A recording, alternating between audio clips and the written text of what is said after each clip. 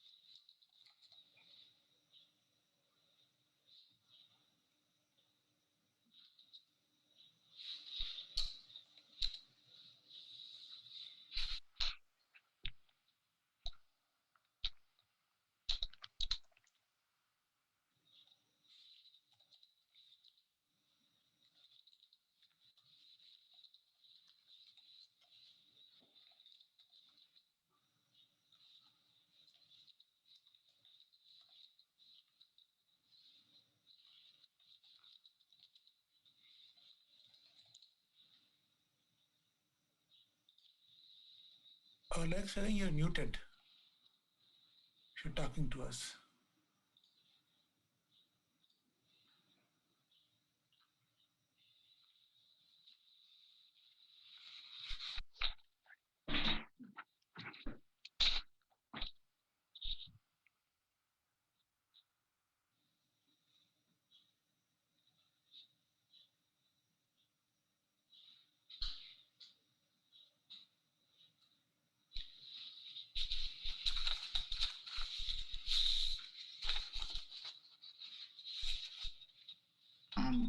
We have our last minute addition, Mark Holliday of Medtronic. Mark, can you hear me? We've just promoted you to the, Mark is going to welcome everyone on behalf of Medtronic, and Medtronic is a member of AUCC, and Mark is in charge of PPP global projects. Mark, can you hear us? Can you see us? Mark, you have to unmute. Okay. I'm still. Elena, I think it's. Oh, it's Shireen. Okay. Okay. Let me. Yeah, because I think he used my credentials. Yeah. Okay. Let me see if I can locate him right now. Hold on a second. We are live to all the panelists, so it's 8:03. Good morning, good evening, good afternoon. My name is Elena Son, and I'm the Executive Director of the American Uzbekistan Chamber of Commerce, US Kyrgyzstan Business Council, US Tajikistan Business Council, and US Afghanistan Business Initiative. We have a great response from the audience, from the business community to this event. We have more than 200 people actually who registered and would like to hear the presentations. So we're just waiting a little.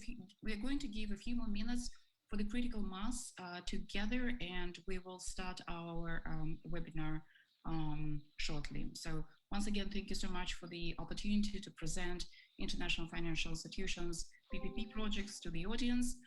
Please enjoy the slides for the time being and the very impressive bios of our speakers and the moderator and Danica Starks, who is going to open this webinar. Again, we will start in a few minutes. Thank you.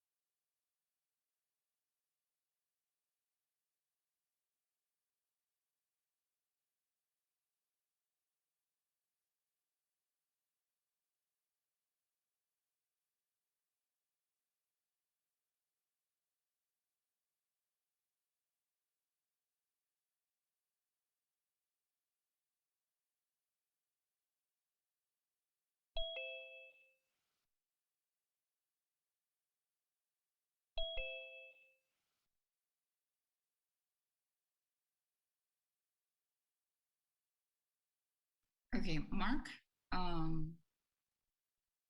Holiday. Let's just check to see if we can see you and hear you.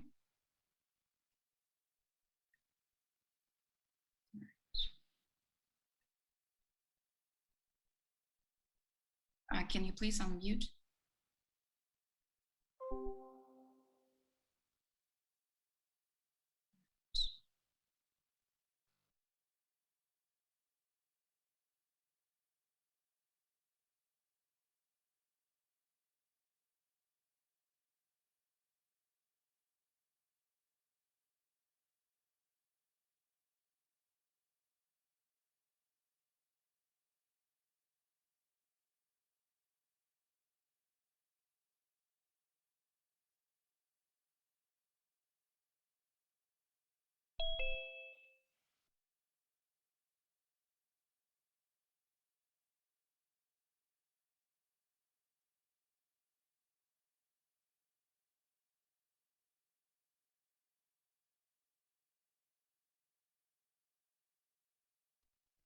Elena, sorry about this. So I will leave the call and then let's try if you see Mark. I don't know if it's because it's calling with my Zoom call-in, that's a problem. So I will leave the call and let's try again to add Mark.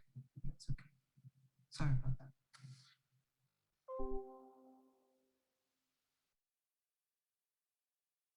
Oh, no problem. No problem. And so again, we're live. Mark, Shireen, can you please communicate to Mark to check his email just see if he can join us through a different thing. I think I see.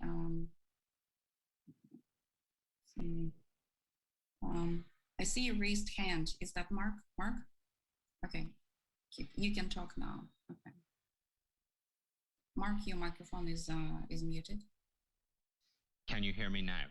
Okay, I can hear you now. Hold on a second. I'm going just to promote you to the panelists right now. Okay, excellent. And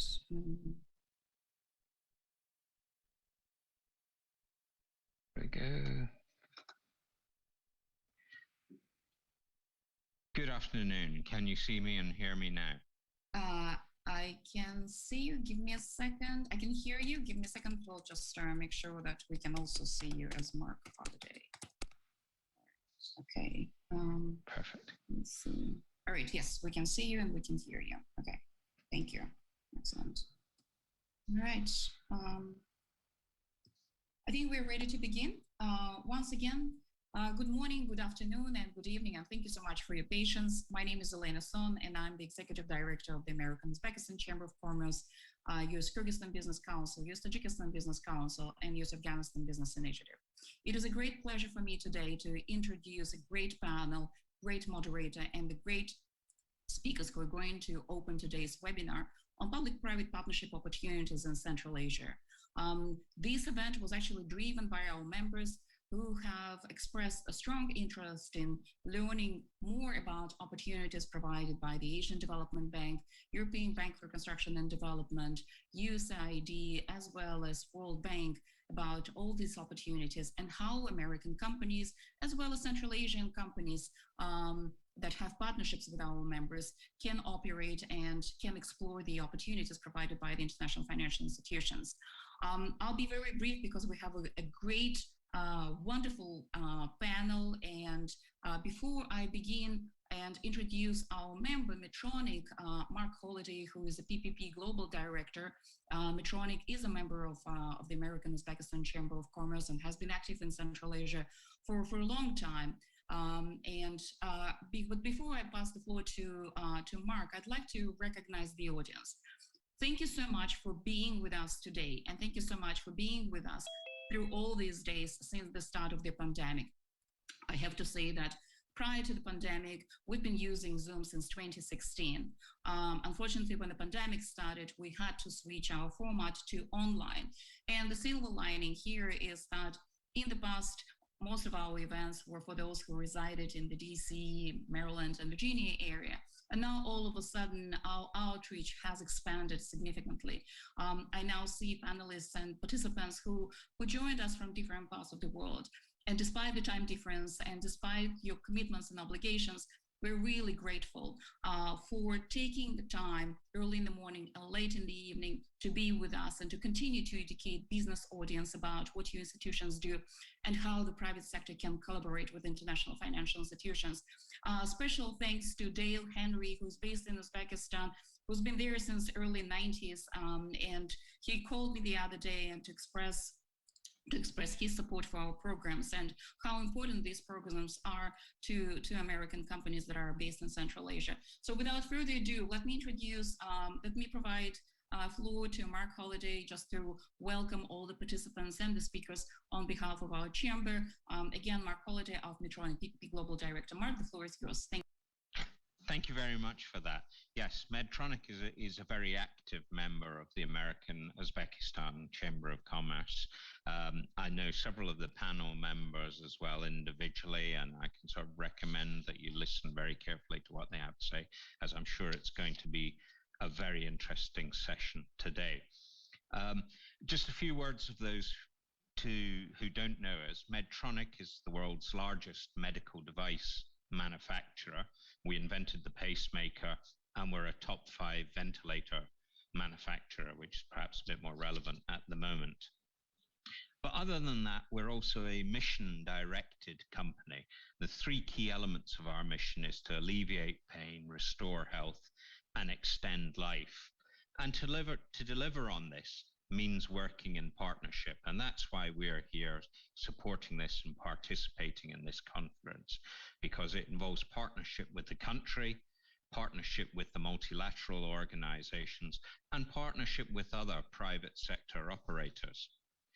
And the widest participation possible by everyone. So I'd like you, while on this call, to leave you with one thought. Much of this call will inevitably focus on infrastructure. And that's a very important part of public-private partnerships. But success is measured by outcomes. And especially in healthcare, a hospital without any equipment or services is just a concrete box. So if I may, as the discussion goes on, plant the seed that we all must partner together and focus on successful outcomes. That's the real win-win of public-private partnerships. And in the spirit of keeping things short, I will stop there and just say a final welcome to everybody, and thank you very much for your participation. Thank you so much, Mark, for your membership and for your warm welcome and for emphasizing the need and the importance of PPP in developing infrastructure in Central Asia. And of course, healthcare, I mean, with the pandemic, it's just became so obvious to us that we need to put more resources, more knowledge and more partnerships into this very important area. So thank you so much again for being with us today. And we look forward to your questions once the panelists present their views on the opportunities. Next, I would like to introduce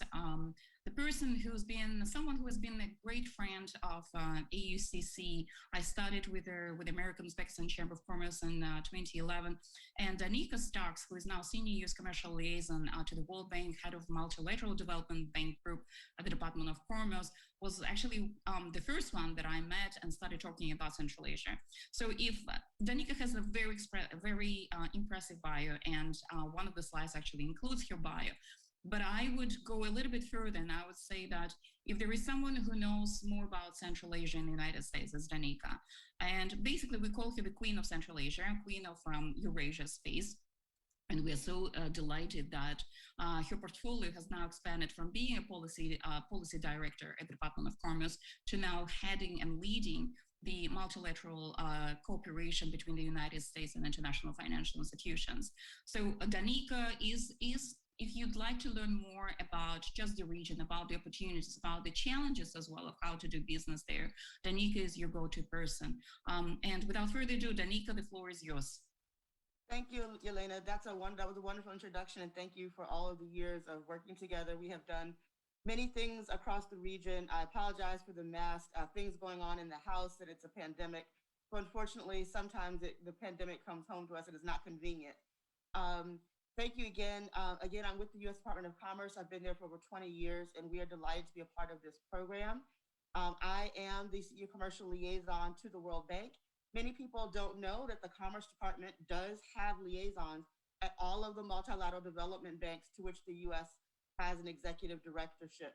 So while I'm at the World Bank, my colleague Mark O'Grady is at the Asian Development Bank, and my colleague Janelle Santerre-Wyack is at the European Bank for Reconstruction and Development. And then Miss Barbara White, also located at Commerce headquarters, also supports me at the World Bank. We are a team helping U.S. companies and the Inter-American Development Bank.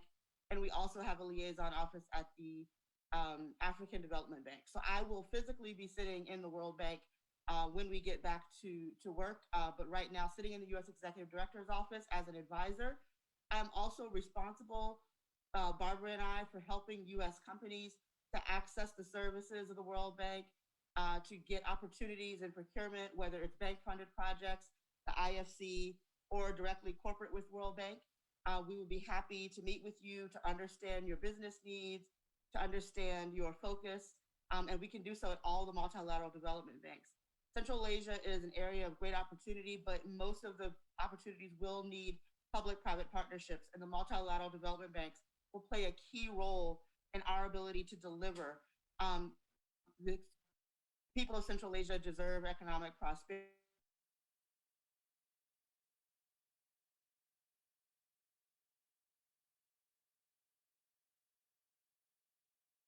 and opportunity, and I believe that the healthcare, when it comes to energy, transportation, agriculture, there are many opportunities, but it can be difficult. And so for those companies that need help in understanding how to navigate the banks, making introductions, we are here for you.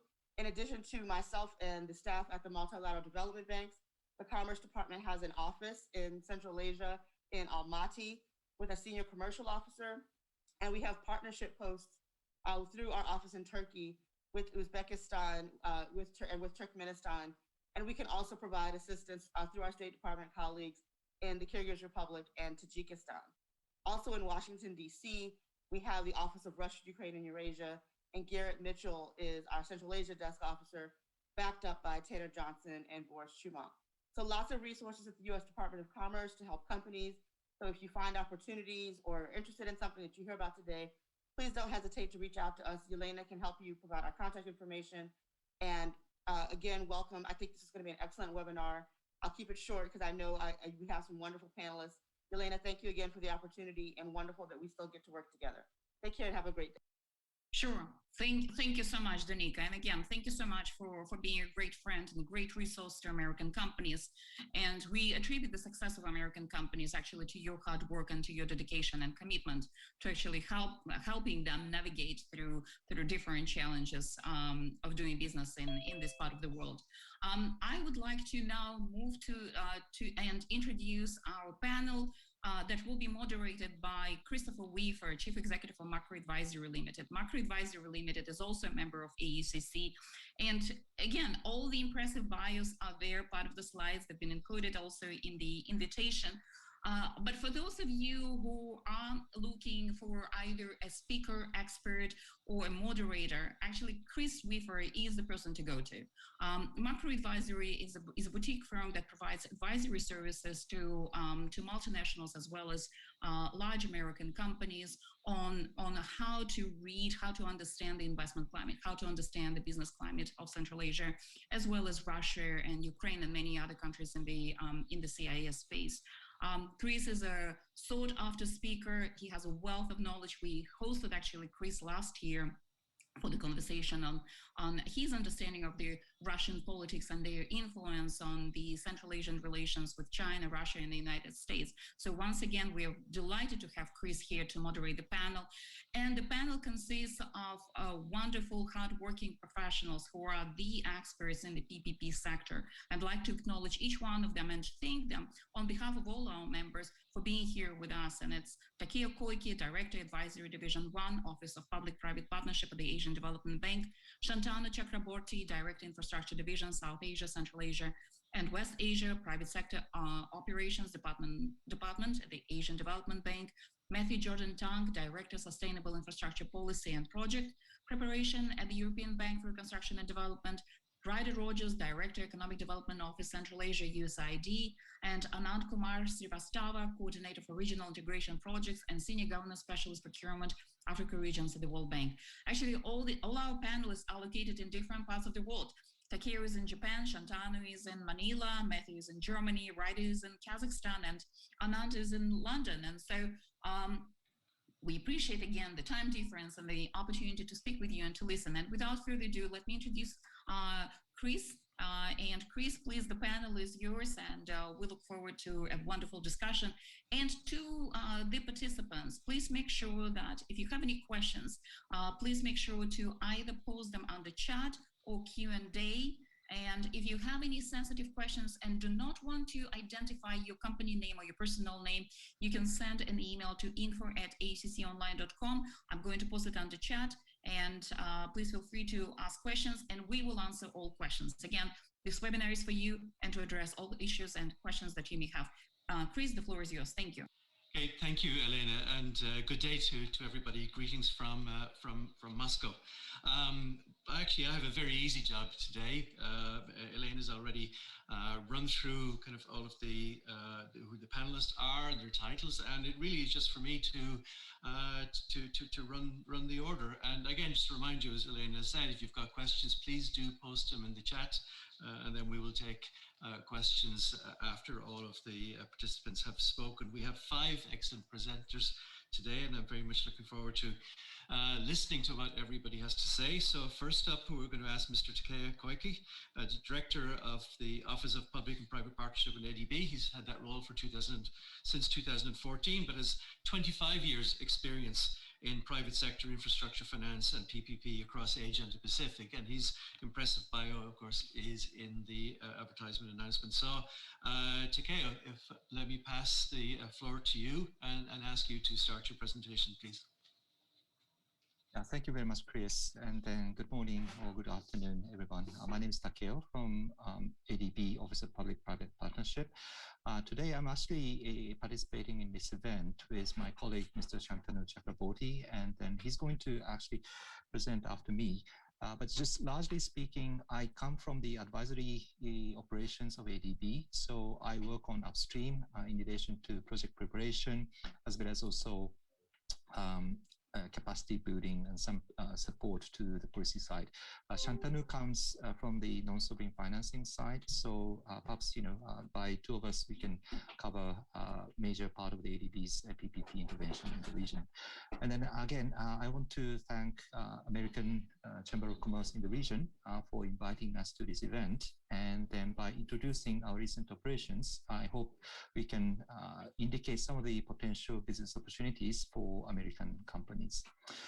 With this introduction, please let me share my screen with you, and then just bear with me for a few seconds.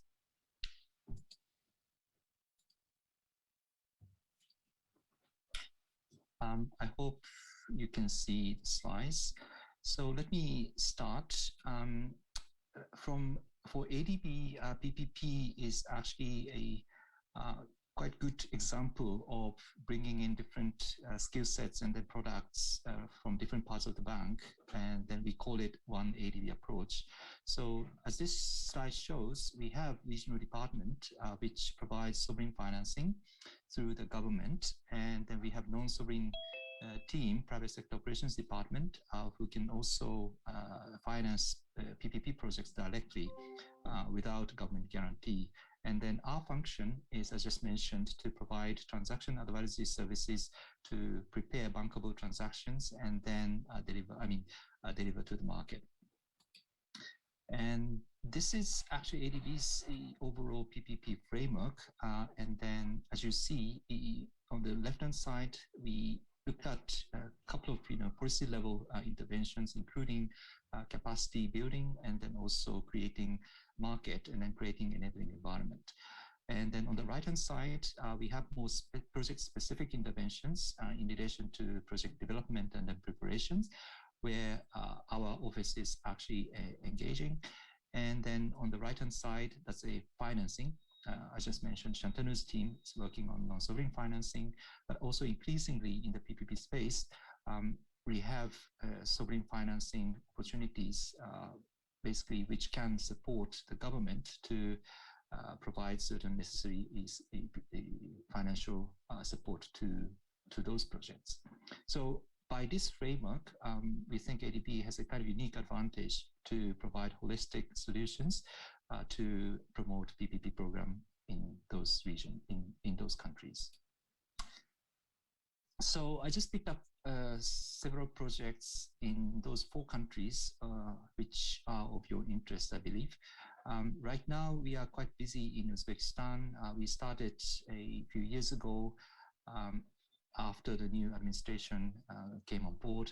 And then we actually cover quite, a wide variety of activities and then providing very comprehensive support to the government, starting from actually capacity building to the PPP development authority in the Ministry of Finance. But then at the project level, right now, we are working on 5 different projects from energy to urban and then even social sector. Amongst those, right now, we are at a relatively advanced stage of the solar power project, Sherabad Solar, which is the second bottom. And then also we are advancing work on the wastewater treatment plant in Namangan.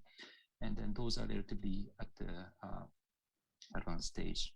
And then in addition, we are supporting the Tashkent municipality on this district heating project. And then also we are supporting public schools in Tashkent region. So those are the types of projects which we expect to we expect in the coming years.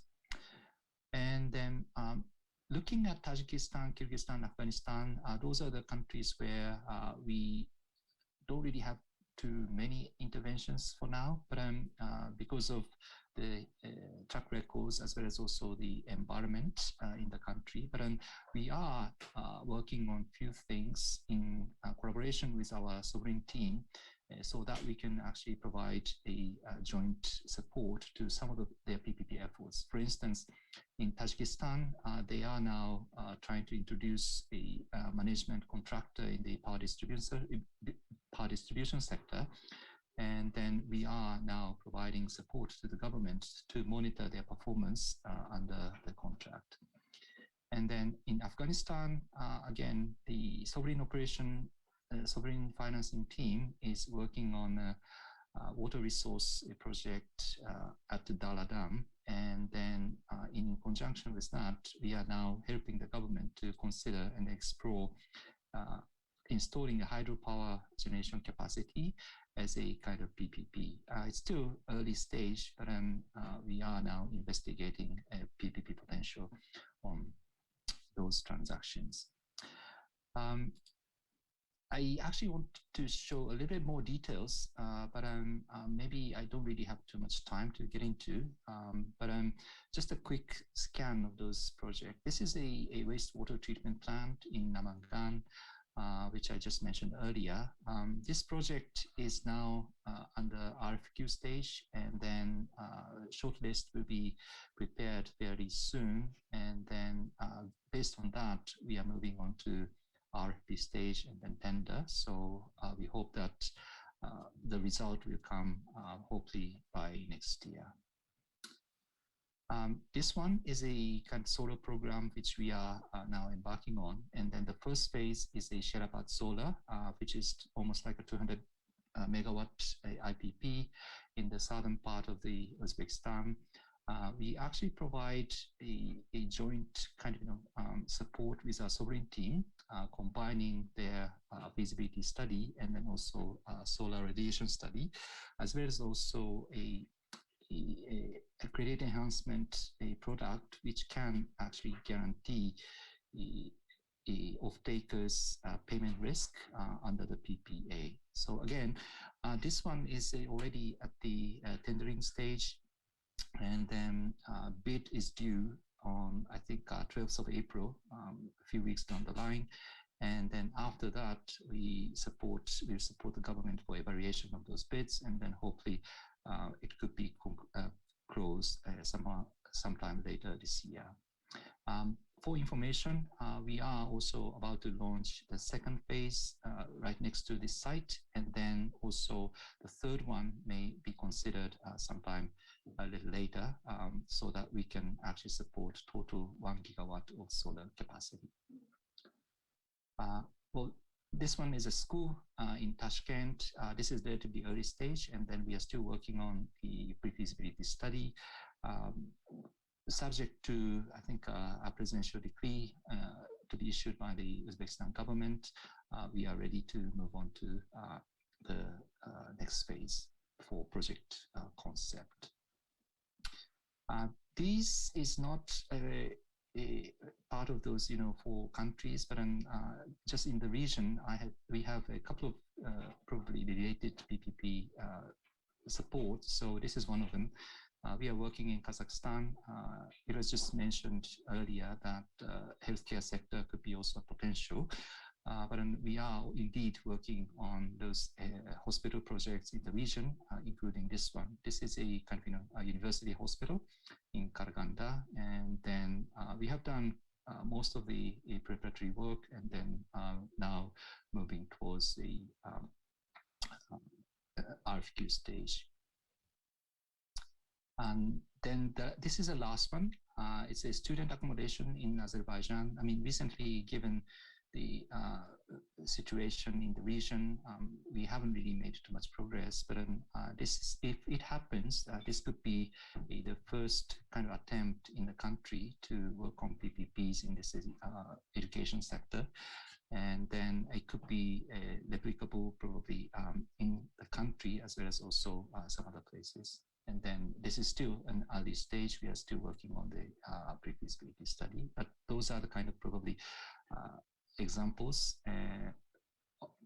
about where we are actually active in the region, and then could probably indicate some of the potential opportunities for American companies. So then thank you very much indeed for giving me this opportunity today. So let me just stop here, and then I just give it back to you, Chris. Thank you. Thank you very much, Takeo. And to remind everybody, if you have any questions, please put them into the Q&A box and we'll deal with them later. But now we'll move on to Takeo's colleague, Shanatu Chakrabarty. He's the Director of the Infrastructure Division for South Asia, Central Asia and West Asia of the Private Sector Operations Department of the ADB. And he's been there for over 15 years. So again, details of his and everybody else's bios are in the notice of this meeting that you will all have received. So let me pass it on to you, Shananu, and look forward to listening to your presentation. Thank you, Chris. Thank you very much. Let me try to, okay, so basically, I think Takeo has already introduced me. So I am heading up infrastructure financing part, which is as Takeo mentioned in his presentation, the pillar 4 of our PPP, framework, which is the downstream part, which is actually financing of PPP projects. So let me just try to share my screen as well.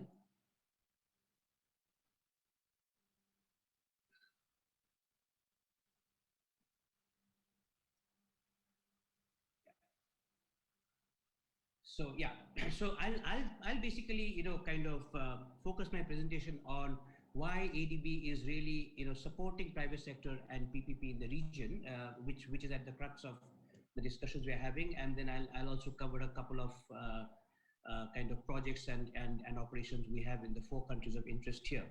So basically, so as Takeo mentioned, so ADB for some of you who may not be aware, I mean, the private sector does account for a significant part of ADB's operations, roughly in the range of 15 to 20% in any given year, while the bulk of ADB's operations is really on the sovereign side, to lend to governments. We do have a very robust private sector and a growing private sector operation in the region, and my department and my team is really responsible for all private sector financing and investments, what we call non-sovereign, which is basically without any government guarantee of any nature.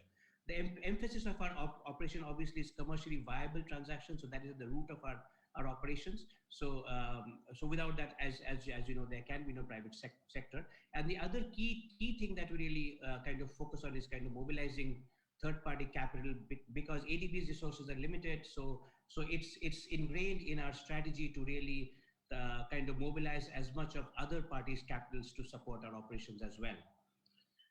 So why do we work with the private sector? Very basic question. I don't think the audience here needs to really be baptized on this topic, but let me go through. So ADB has really determined that to achieve the SDGs, I mean, we really need to focus on the private sector because it is the one that is crucial in mobilizing resources, creating jobs, and supporting growth in the region.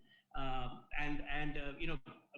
mean, studies have shown that 90% of all jobs in developing countries are from the private sector.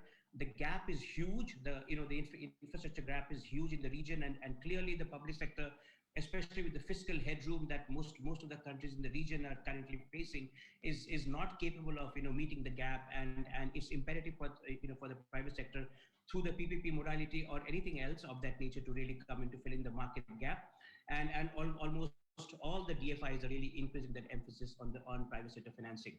So how can the ADB assist the private sector? So we basically, as Takeo mentioned, we play a key role through our sovereign operations, through our PPP advisory, and also through my shop's kind of initiatives to improve the business environment. We do a lot of work in the upstream side, in the policy side, through our sovereign interventions, through the specific transaction advisory interventions that Takeo referred to kind of improve the overall business environment, to increase the number of bankable projects, which is obviously a very clear problem in the region that we're discussing today. Central Asia has historically had a dearth of bankable projects, and so it's in our mandate, we believe, to really work towards enhancing the pool of bankable projects. We tend to create markets. That's our objectives. May not be in the infrastructure space, but we are very active in healthcare and education, in the financial institution space, in trade finance, for instance, where one of our objectives is clearly to create markets, and as I say, to crowd in private financing, either by way of debt or equity. We do leverage a lot on the relationship that we have with the governments, given that we have a seat at the policy table in most of the countries that we're discussing here, given our significant presence on the sovereign side, and we do try to leverage that as much as possible to enhance, to kind of to advance our agenda to bring in the private sector. We work a lot with the financial intermediaries in the region. We have a robust knowledge product activity there, and also we have the capacity to mobilize even greater amounts by leveraging our non-sovereign window and also our sovereign operations. So this is just a survey, essentially, in a nutshell, as to why the private sector clients like to work with DFIs. And as you can see, I mean, right at the top is of course the value that we bring to the table on the ENS side. I mean, clearly we follow the best practice in ENS in terms of imparting knowledge, in terms of relationships, and in terms of mobilizing capital for additional resources. So commercial capital gets a lot of kind of comfort when multilaterals are in transactions. And so those are our top four or five main reasons why the private sector clients in frontier countries tend to gravitate towards working with us in the region.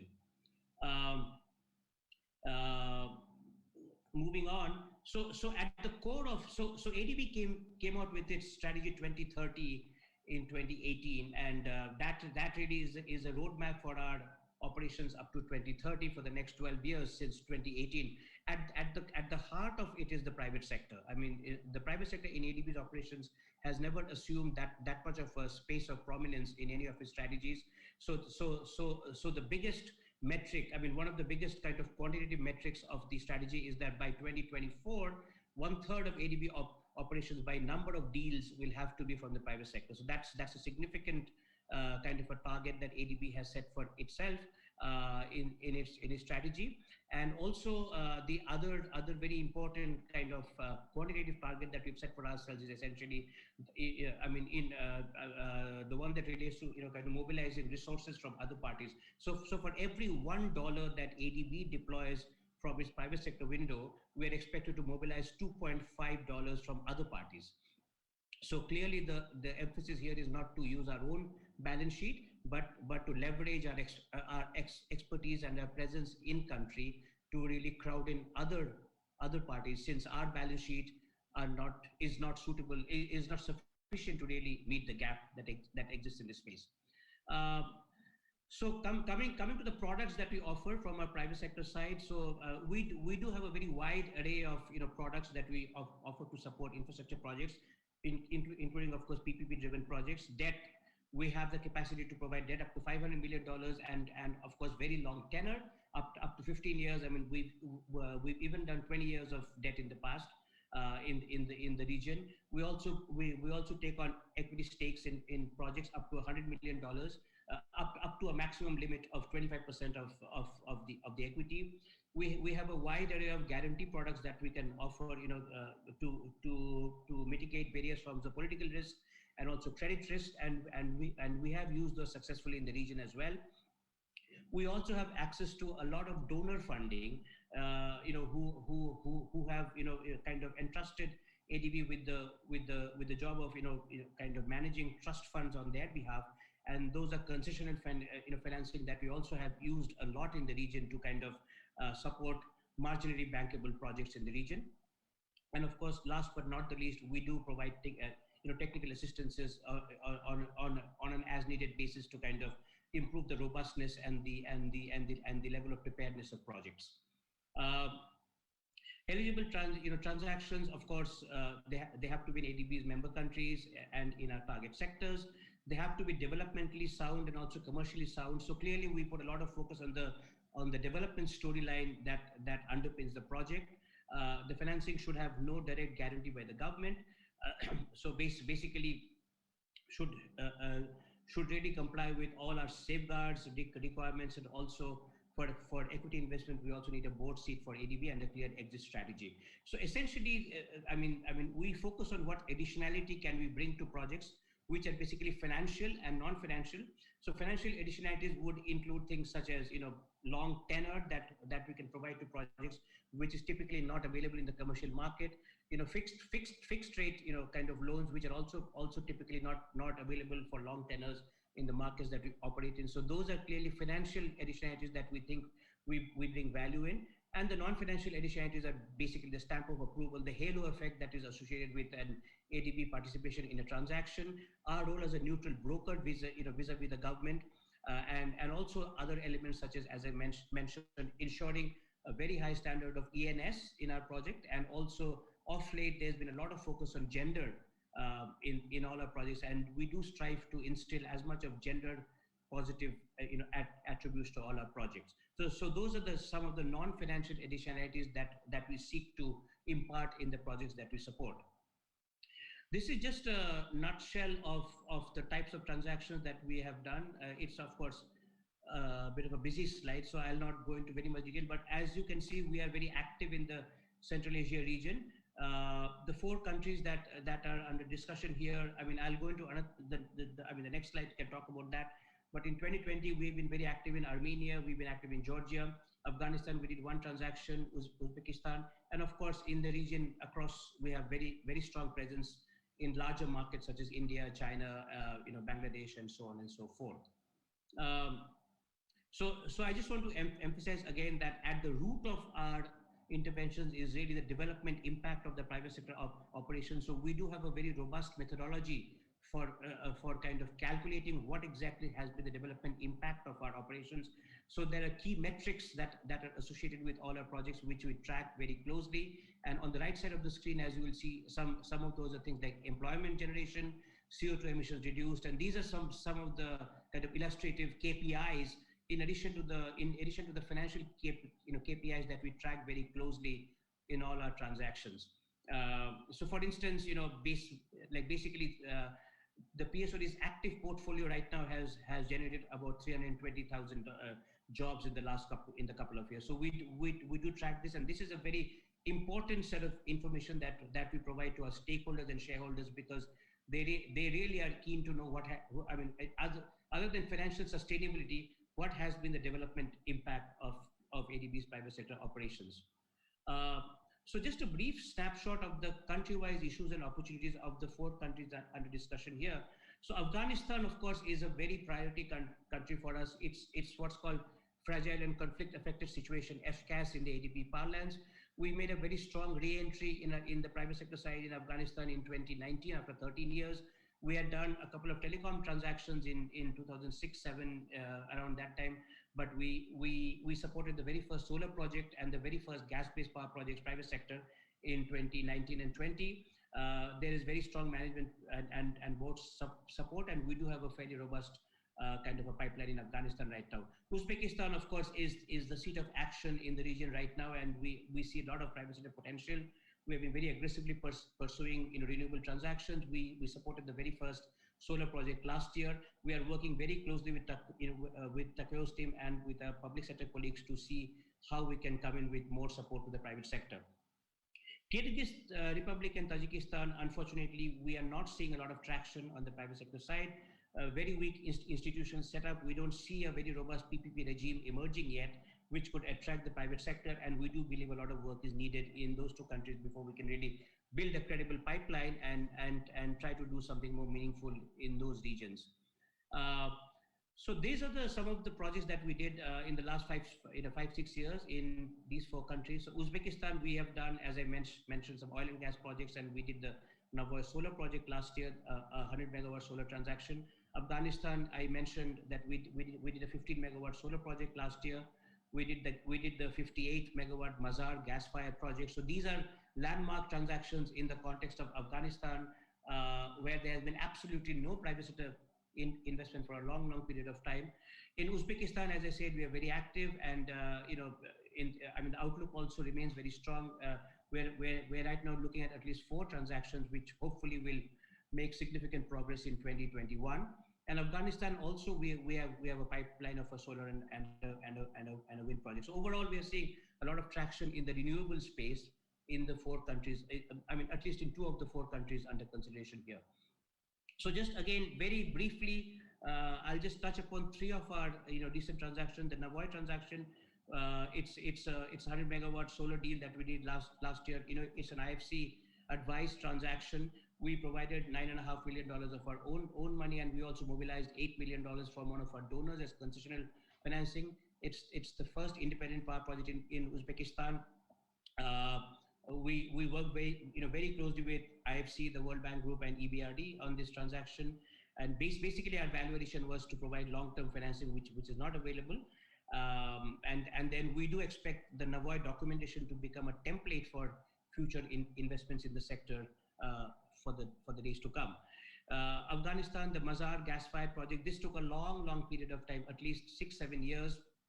It's a 58 odd megawatt gas-based project of immense importance to the country. We provided a $20 million loan, 10 million from our own balance sheet, and 10 million from JICA, which is provided with a pot of funds to manage. So it's again going to be of immense benefit to the country. It's going to save a lot of resources in terms of foreign exchange savings, and it's really a landmark transaction. and I can talk about that later if there's anything on Q&A. And lastly, I just wanted to touch upon the Kandahar Solar Power Project, which is a 15.1 megawatt solar deal in Afghanistan, which we supported in April 2019. We supported a Turkish sponsor called 77CT. And here again, we kind of were able to mobilize donor funding to make the project bankable. We provided $4 million from our own resources and almost $3.85 million from the Canadian Climate Fund for the private sector in Asia. So these are some of the examples of recent projects in the region where we are trying our best to expand our footprint and do more to support the region. I'll stop there for now and happy to answer any question at a later stage. Okay, thank you very much, Shantanu, for that excellent overview. And as I keep saying, remind people, if you've got questions on any the presentations, on anything that crop up, please post it in the Q&A and we'll deal with them later. I also want to remind you that all of the presentations will be available afterwards. They will be emailed to all of those who've registered for this event, and the video recording will also be available. I know there's a couple of people who are having some connections problems, so we will post out the video as well as the presentations later. So moving quickly along, our next presenter is Matthew Jordan Tank. Matthew is the Director of Sustainable Infrastructure Policy and Project Preparation at EBRD, and covering the energy, transport and municipal sectors. And again, the details of his bio are in the documentation you will have received. So Matthew, let me pass the floor to you, please. Okay, thank you very much, Chris. And let me thank the American Uzbek Chamber of Commerce for inviting me and EBRD to participate in this great event. If I can ask the organizers to pull up my slides, please, and I can speak to them.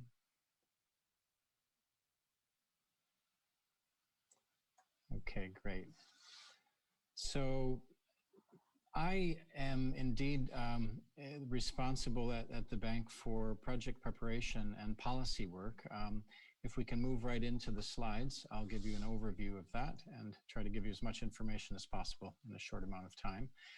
So EBRD endeavors to provide really a holistic support system for our government clients, which is where we're focusing from my team's vantage point on working really in the upstream area with policy and planning activities, really the kinds of preparation that the government needs to position itself to bring forward programmatic investment, at scale in these sectors.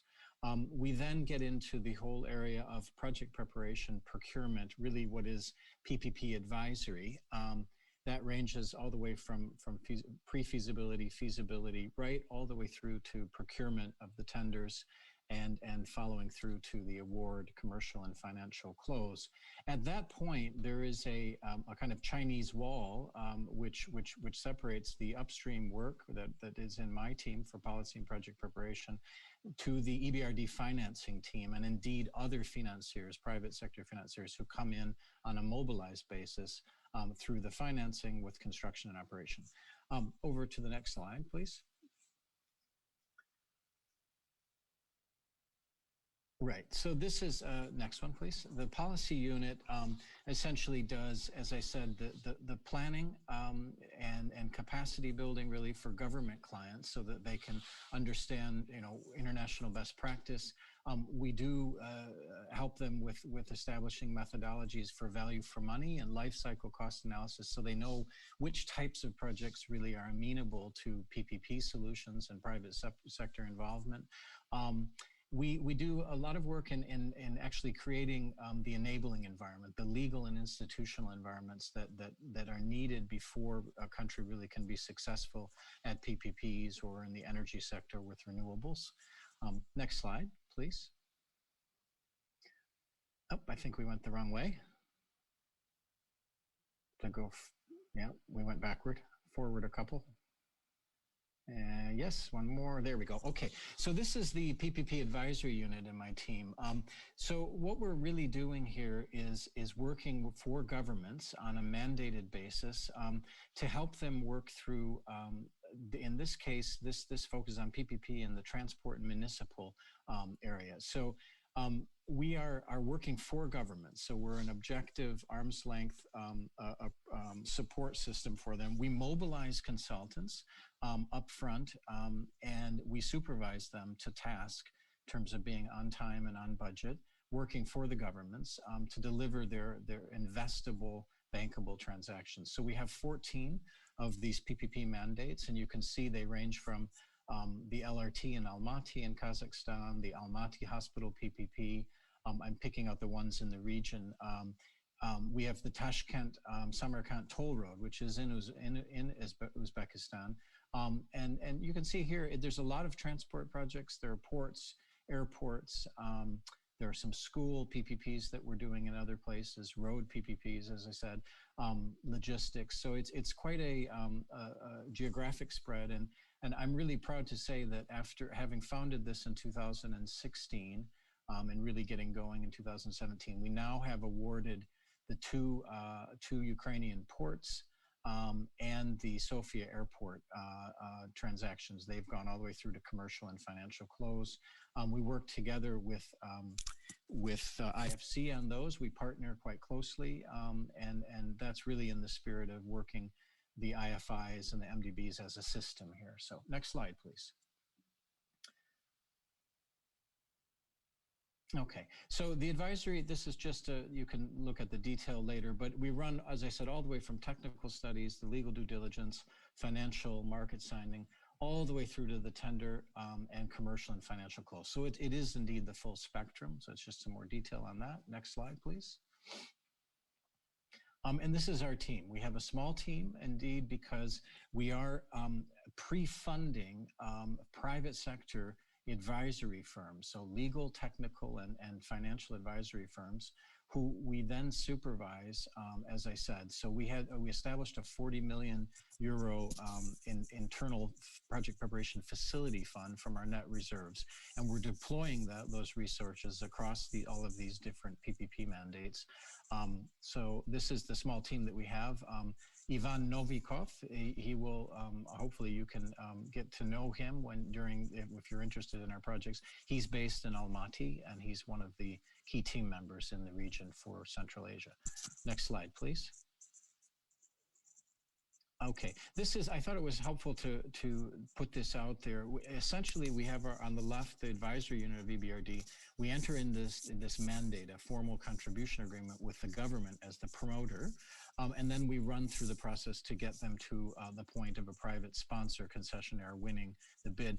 I just wanted to show you that we do this on a reimbursable basis, so that in fact the money that we've pre-funded, and they average something like 1.5 million euros per transaction, it recycles and is reimbursed back to the EBRD's advisory unit. And we do this, and that is paid for by the winning private sector sponsor as part of the overall project cost. We do this so that there's financial sustainability on the one hand, but also a business and commercial orientation to this, because PPPs are commercial, they are business transactions, and we think that's very wholly in the spirit of doing this, and if they're large enough, they can be acceptable to the private sector, as we found. Okay, next slide, please. Okay, so this is the other side of the coin. When I talked about infrastructure, we also have a very active program of renewable energy auctions. We have 20 different auctions now across some 15 countries of operation. In Uzbekistan, we have a very large, ambitious program that the government has asked us to do, which is 1 gigawatt of wind power auctions. So the first of these is coming through in the next month for 100 million megawatts. That will be followed by the second lot, and we'll work through that for a full 1 gigawatt of wind. And we're doing this, my colleague from ADB mentioned the solar sector. There's about one gigawatt at least, or probably more perhaps, that they are handling and doing with IFC. And so it's a real joint effort of the IFIs in Uzbekistan, and rightly so, because it's a really interesting and excellent market, and we're very excited about it, and we'll continue to support it throughout the next years. Okay, next slide, please. Okay, I won't go into all the detail, but I did want to show you the Tashkent-Samarkand Road. This is a very, very important, large project, well north of $1 billion in investment value. We have the full feasibility study now coming through. This will lead all the way through to a tender process where we expect to get quite good competition among the industry for road PPPs. This is one of our biggest assignments. It's 3 million euros that we're putting into this, and it needs it because it is a large, complex project that would be the first of its kind in Uzbekistan in the road sector, or one of the first. There's another effort being done by the World Bank, and we think this is very important to bring in very high quality, safe, reliable roads into Uzbekistan. Okay, good. I think I'll stop there in the interest of time. There are other case studies which I'd be happy to step through for you, for the audience, and you can contact me or my two colleagues who, as associate directors, Marcos Martinez, who leads the PPP unit, and John C., who leads our policy unit, so in my team. So thank you very much and happy to participate. Thank you.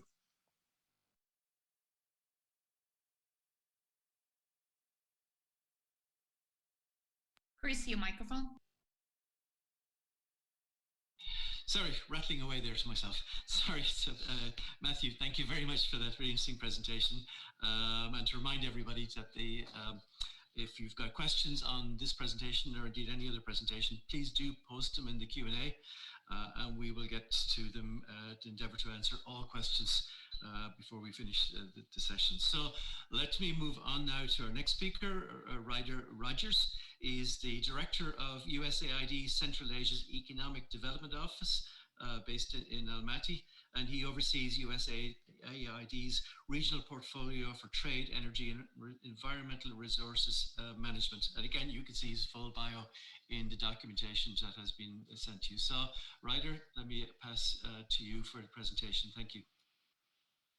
All right, thank you very much, Chris. If we could pull up my presentation, please.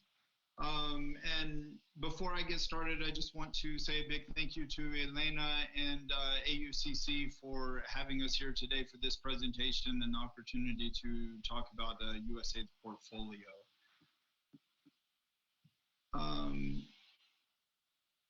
Okay, there's the presentation.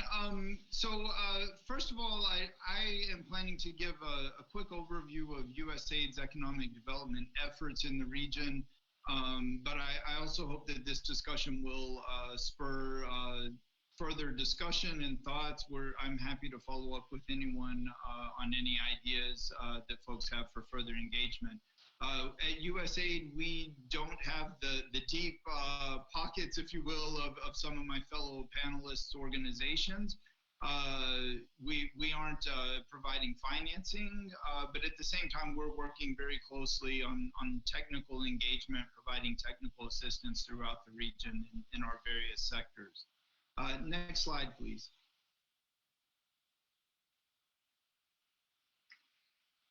So, for those of you who are not aware, USAID is the US government's premier international development agency. And we're working to promote a free, peaceful, and prosperous world in around 100 countries around the globe. Here in Central Asia, we work both regionally as well as bilaterally through USAID missions and country offices that are really focused on individual country issues. But on the regional level, we're really focused around three key sectors. First of all, economic development, which I represent. We also work in health and education, as well as democracy and governance.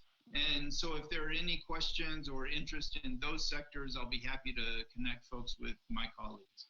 Next slide, please. So our regional economic development efforts, we're working to strengthen connectivity not only between countries in Central Asia, but also building ties with South Asia, in particular Afghanistan. Many of you may have heard of the C5+1 diplomatic platform. But for those of you who haven't, this is a platform for engagement at all levels of government between the 5 Central Asian countries and the United States. And in economic development, we work throughout our portfolio, engaging mostly at the technical and expert level to bring together stakeholders in support of C5+1.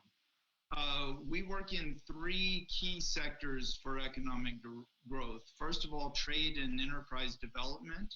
Secondly, environment, and by that I include water resources as well as climate change. And finally, energy. Next slide, please. So under trade and enterprise development, we're really working to create a improved enabling environment for both business and investment. And this is for local firms as well as for US and other international firms. One way we do this is support for the World Trade Organization, both for accession and for compliance with WTO standards. I'm really proud of the role that USAID has played in helping Uzbekistan's WTO accession efforts. We were the first donor to come to the table to offer support to Uzbekistan after President Mirziyoyev announced the interest in Uzbekistan restarting its WTO efforts. We're continuing to provide support in that regard. And working really closely with many other donors who are now also providing assistance. We also do a number of business connectivity events, hoping to bring businesses together to form connections throughout Central Asia. One of our flagship events is our Central Asia Trade Forum. And many of the companies who are participating today, I think have joined us in the past for our trade forum. But this is a good opportunity not only for businesses, but also for governments. We get government leaders from around the region, also a lot of thought leaders to come together and to discuss a lot of the issues affecting trade in the region. This last year we did a virtual forum, and we may have to again this year, but I hope that all of you will join us for that. One other thing we support is connectivity with Afghanistan, both through business networking and also several things on the ground. For example, we're working with Uzbekistan to support their planned free economic zone in Termez. This is something that we think would really help to spur trade between Afghanistan and Greater Central Asia. And I don't have time to show it now, but I put a link in the slides for our Trade for Tomorrow video. And this is just a great example. This gentleman on the left side of this photo, USAID worked with him in starting his cold storage business to help him with identifying exports abroad. So anyway, I hope folks will watch that if they have the time. Next slide, please. So our trade efforts are really focused around a few key sectors. First of all, horticulture. This is something we've worked on in almost every country in the region. On the regional level, we're helping exporters to identify new markets. Traditionally, they've been reliant mostly on the Russian market, but we've done trade missions to the Baltics. We trade missions to the Middle East as well. And also helped producers to address sanitary and phytosanitary concerns. In the transport and logistics sector, we've helped to bring companies together to have a common voice and raise some of their concerns to governments in the region. So working to reduce time and cost of moving goods across the region. In tourism, this is an area where we're really hoping to encourage more multi-country tourism when folks visit the region. The sector has been really impacted by COVID, but we hope we can work with governments to have a common approach. And then information technology, this is a sector that's pretty new for us, but we're working with startups, providing training for them. We also hope to connect them with US companies so that they can adopt their technologies and learn from best practices. We've also worked with Uzbekistan on their venture capital legislation to help facilitate more investment. And we're looking at other countries we can work with in the region as well on that. And finally, with textiles, this is an area that's relatively new for us, but we're looking to encourage textile exports where appropriate. Uzbekistan is a great example of a country that's taken a lot of steps to reduce some issues in the cotton sector. And as a reward, it will be nice if they are able to connect with new markets for a lot of their products. Next slide, please. So quickly under environment, for many years, we've supported transboundary water resource management. We've worked with countries with small basin councils to come up with water sharing agreements, to come up with plans for how they will share their precious water resources. In the future, we want to support more dialogue amongst governments in the region. One other issue that's definitely emerging as a priority for the Biden administration is climate change. So we're currently looking at how we can enhance our efforts around climate change. We've worked in the past on national adaptation planning. And we're also doing a lot under our energy program for renewables and for energy efficiency, which I'll talk more about next. Next slide, please. So one of our key successes on our energy portfolio has been our support for renewable energy auctions. We worked very closely with the government of Kazakhstan in establishing renewable energy auctions since 2017. We've supported them through multiple rounds of auctions. And so we're glad to see that every year more and more renewable energy is coming online. We've also recently worked with Tajikistan to install a solar project in the Pamir region of Tajikistan, a very inaccessible region near the border with Afghanistan. And we're also talking with other countries in the region about what we can do there. By the way, my colleague Patrick Meyer also presented at an AUCC event a few weeks ago and went into much more detail on our energy interventions, much more articulately than I will, but I'm happy to connect you with our energy team if you have more questions. Next slide, please. One other energy intervention that we're doing is our support for Central Asia regional electricity market. This map here is a map of the existing grid in Central Asia. As you can see, there is a lot of infrastructure, but unfortunately, a lot of it is based on 1970s Soviet infrastructure. And from the early 90s, a lot of the countries pursued a energy independent strategy. So they actually cut lines, went about it in their own way. And so what USAID is working towards is trying to help countries to reconnect, have transparent energy sharing, and also work towards least cost production. So this will also contribute toward some energy efficiency goals. Next slide, please. And finally, I just wanted to mention the CASA 1000 project. Many of my fellow panelists organizations are supporting CASA 1000.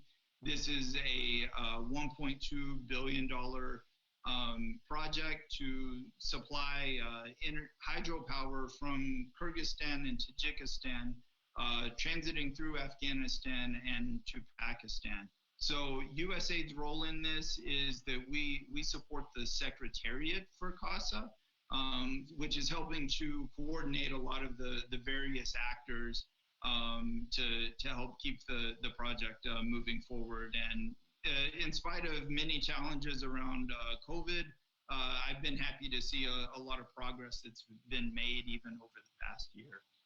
So next slide, please. And that's it for my presentation, but I just want to thank everyone for their attention, and I'll be happy to answer any questions. Thank you. Okay, thank you very much, Ryder. And again, a reminder, just please do post your questions and we'll get through as many or hopefully all of them before we finish. So let's move on to then our fifth and final speaker today, Anand Kumar Srivastava. He is the coordinator for regional integration projects and senior government specialist for procurement in the African regions of the World Bank Group. He is a global strategic procurement and program management expert. So, Anand, let me please pass the floor to you for your presentation. Thank you. Thank you, Elena, and thank you, the organizers, for inviting me for this session. And I'm here talking about a report which could be helpful for the participants when they are taking a flight to Central Asia and trying to see on a broad level what are the countries and they could prefer to make investment. So this is part of the series of report which World Bank has done over the last 6 years on benchmarking the infrastructure development. And the report I'm going to present before you is a very high-level summary of benchmarking infrastructure development 2020, or BID 2020. I am working with Africa regional integration projects at the moment, and the project portfolio is about $15 billion with about 90 projects, and I coordinate procurement with 65 procurement specialists spread all over Africa, East and West.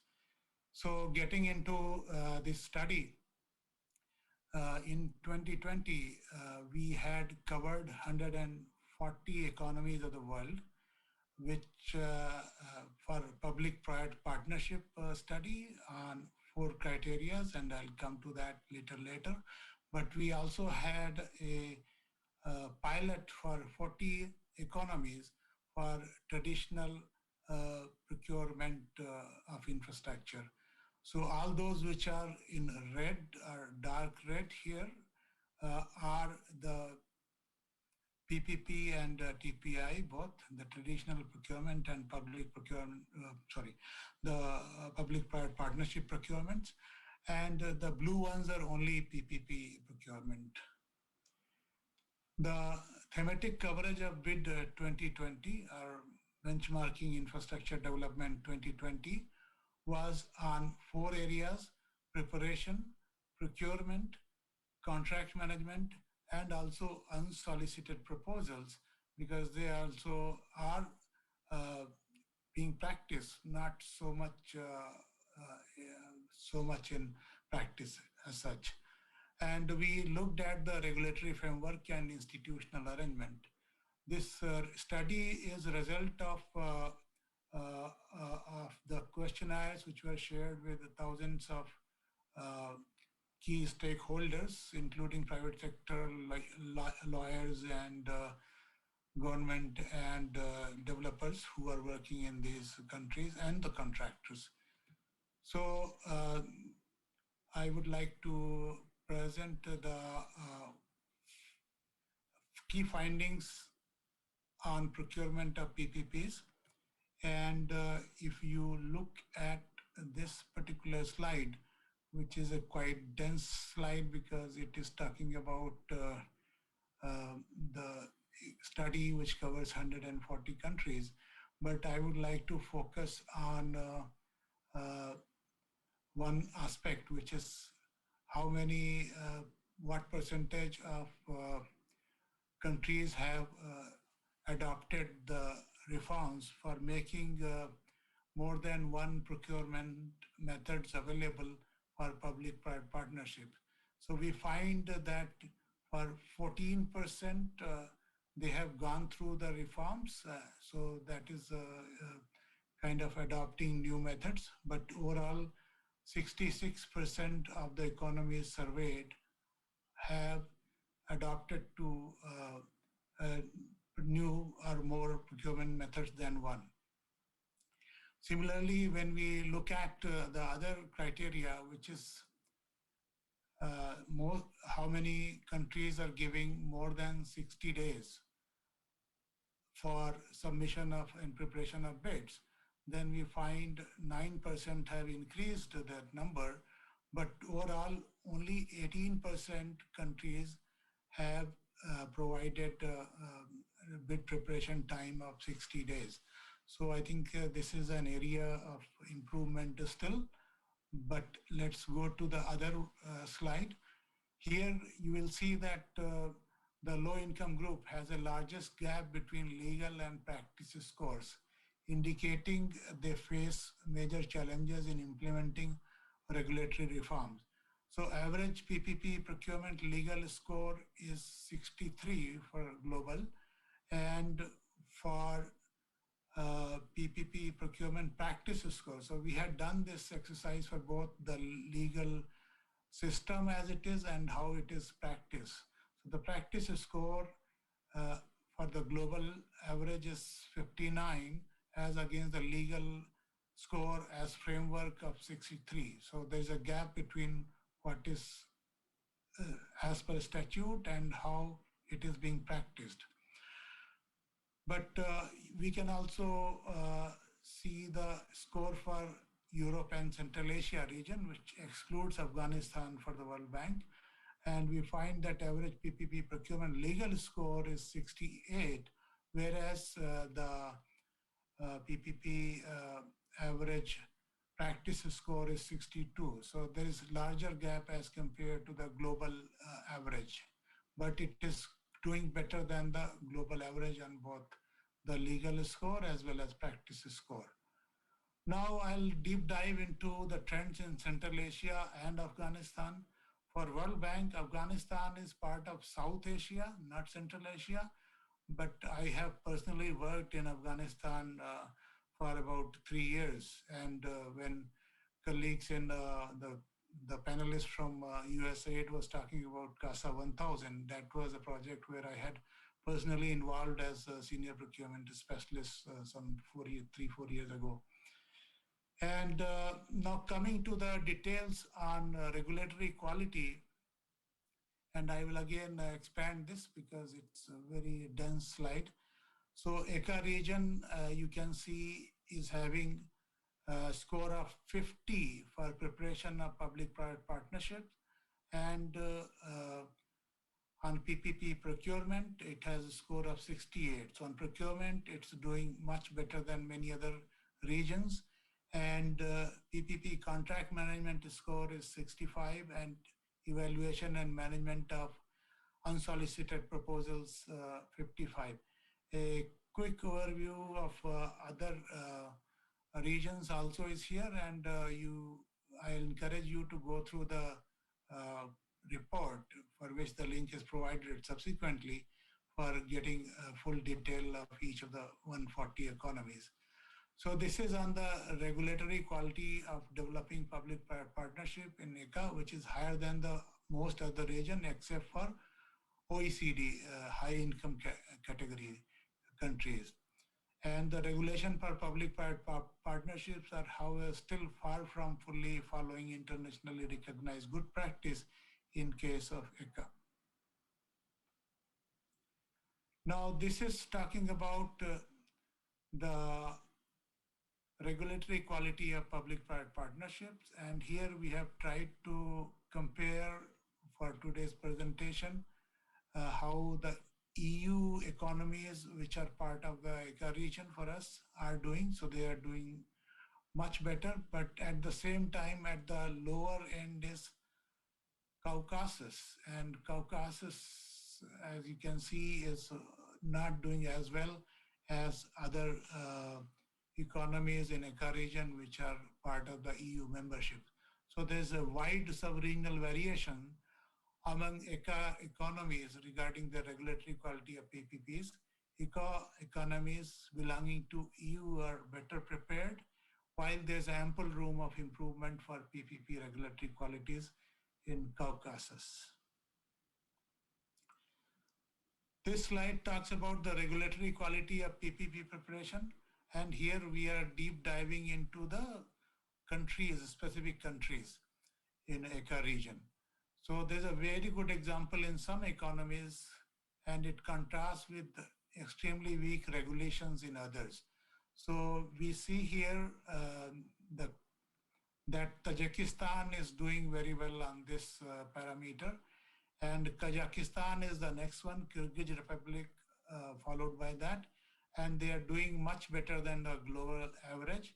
And Afghanistan is falling short, although they have recently started, and I was also involved with first public-private partnership project, which is funded by the World Bank there, and we helped them to develop public investment management tool for screening of the projects which were to go forward for implementation and investment.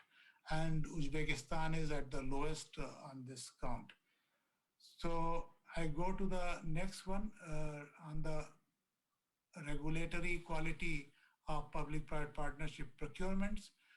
And here again, we are getting into detail by country-wise. And on the left side, you will find the bars which are representing various regions, comparing them with OECD economies, high-income economies. And on the right side, you'll find in the green color are again five countries in on procurement procedures in place. And the general idea is that they're influenced by membership. Again, those which are in members of European Union, they are doing well. But coming to, again, the countries which are part of Central Asia, Kazakhstan is doing almost equal to the average globally.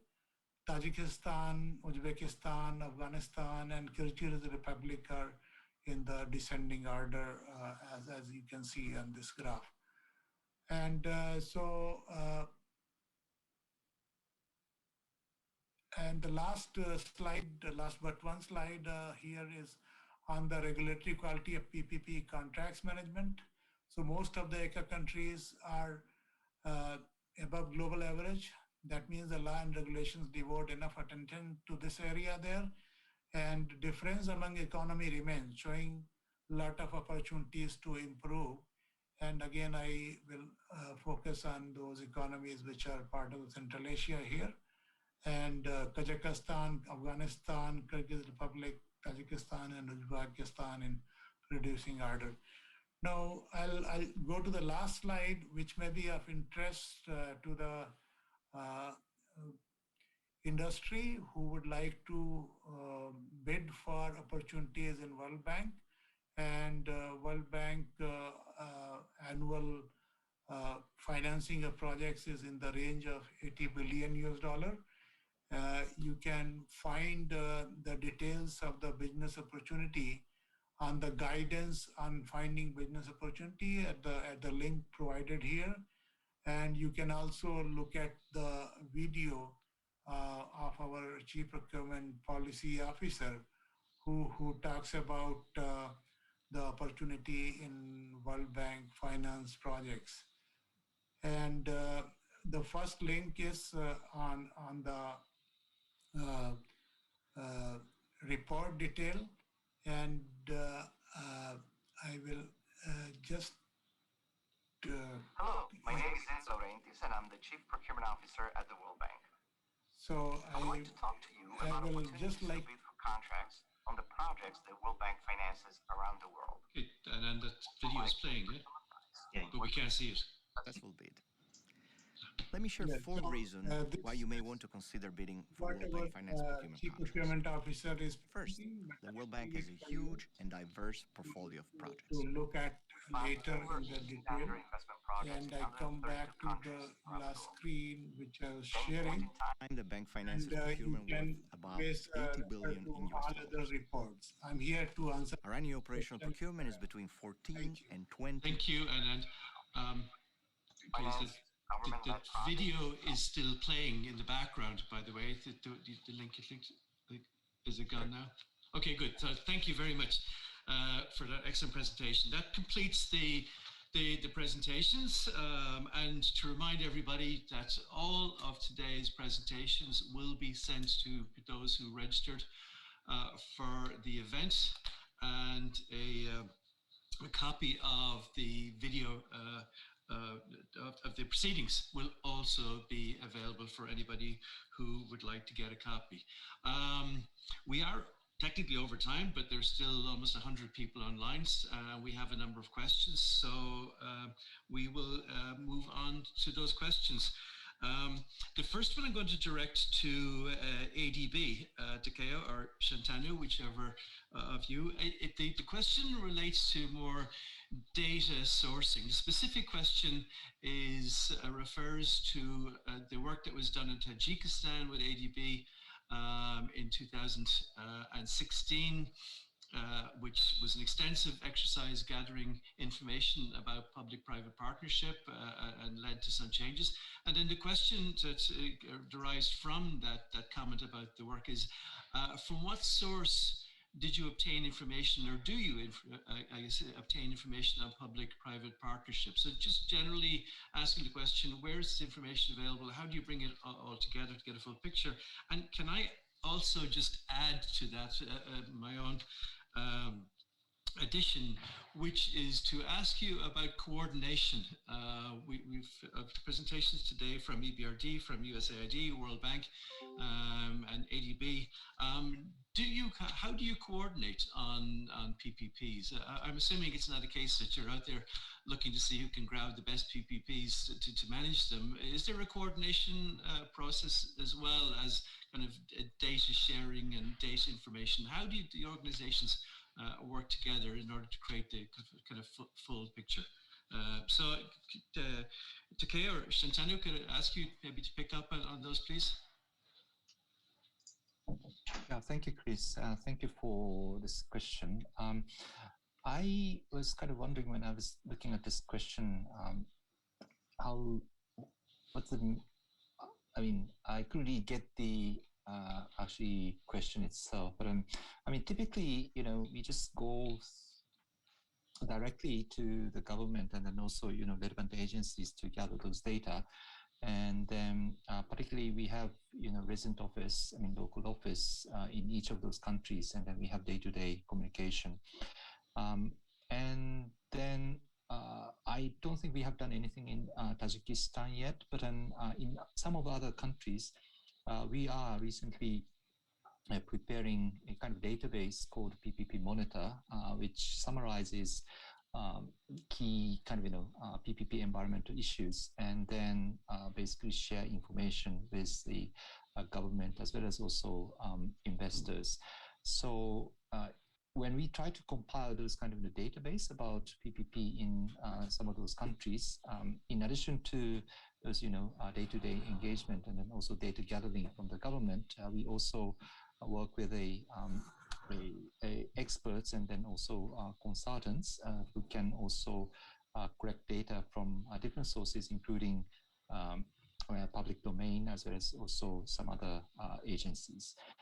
That's a kind of general approach that we have. And then in relation to coordination, actually Matthew is one of those people in other MDBs who are in constant touch with us, exchanging information from strategic level discussion down to transaction level kind of discussions. And then this coordination and then also communication across those MDBs amongst the PPP experts is a very frequent. We often see each other and then also happen to meet in an event like this, and then also some other engagements. So we continue doing this at the various level, and then at the institutional level, we also have very regular coordination meeting amongst the MDBs and then also bilateral donors at the local office level as well as also HQ level.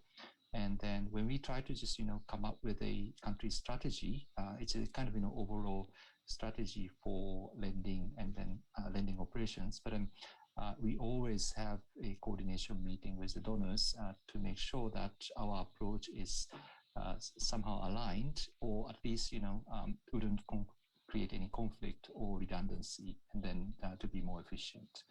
On this point, I'm not sure whether, Matthew, you could probably add anything which you may think of. Yeah. Yeah. Thank you, Takeo. Thank you, Takeo. Yeah, I appreciate that. Yeah, indeed. I mean, we have on one level, we have at the sort of project preparation and policy level, we have what we call the MDB cooperation platform. EBRD had the privilege to coordinate that, chair that for the last 2 years, and now it's a rotating chair, and it's now with EIB. So all of the major MDBs, all 10 of us now with the new Asian-based MDBs, AIB, NDB, we're all part of this, and we meet regularly, at least once a month, to discuss issues of coordination, indeed, policy exchange, best practice, lessons learned, etc. I think also at the project preparation facility level, there is a lot of interaction between all of us who have set these up over the last years, as I mentioned. And a place like Uzbekistan actually is a good example. Thinking about the renewable energy sector, there was a real upfront discussion about who would do wind, who would do solar, who would come in on the downstream financing, who prepares the upstream work. So it runs right through the upstream policy, through the project preparation, through to the financing. So I think that's a great example, actually. And we just have to, communication's the key. And I think as long as everyone is thinking of the bigger picture, which is about mobilizing in as much private sector investment as possible, things will work out. And I would say the other thing that's important, let me make one last statement. The countries themselves, it's incumbent upon them as well to help make this coordination and these discussions happen. Ultimately, the countries know what they want from the wider MDB system, and to the extent that they can direct the direction of travel, direct the way we all work, that's all to the good. So I think Uzbekistan has a very active PPP unit, very good people in the government, and that's one of the reasons why there's so much activity there. The government really is very active in organizing the work. So I'll leave it at that. Thank you, Matthew. Actually, and that does answer another question that was going to come up anyway about the sourcing of projects and who drives it. But I think you've just explained that absolutely very clearly in relation to Uzbekistan and the region. But actually, the next question is also directed specifically to you. The comment is that for the last several years, the involvement of the private sector in the provision of public infrastructure and services through the use of PPPs is being promoted as a global, quote, silver bullet for virtually all development problems. And the comment is, however, there is plenty of evidence that private finance initiatives do not automatically lead to successful infrastructure projects. The question then is, in this context and in your experience, what do you think are the critical factors for success of PPPs in Central Asia? Okay, I don't think actually Central Asia is that much different than any other given region in the world. The ingredients for success are proper preparation, and I mean in terms of understanding on the government side of what they really should be selecting for private sector involvement. So that project filtering, that project prioritization, the assessment of what should come through as a tender with the private sector, and conversely, what doesn't really work. I think that's really important, and there's a lot of capacity building that needs to happen, and that's one of the roles of the MDBs. I think another thing is certainly the enabling environment. I mean, if there are too many gaps in the legal framework for PPPs, it will be an uphill struggle from the very beginning, and you will be having to do sort of ad hoc, sort of presidential executive orders or presidential decrees, left, right, and center to make something work. And that you can do it, but it takes a lot more time, and as opposed to just having a really solid, proper legal framework for doing these kind of transactions. I think the other thing is political will. When the going gets tough, that's where the successful projects that ultimately come through, it's because the tough political decisions are made by government and they stick through it. And that's not just during the tendering phase and the structuring, but also in the implementation.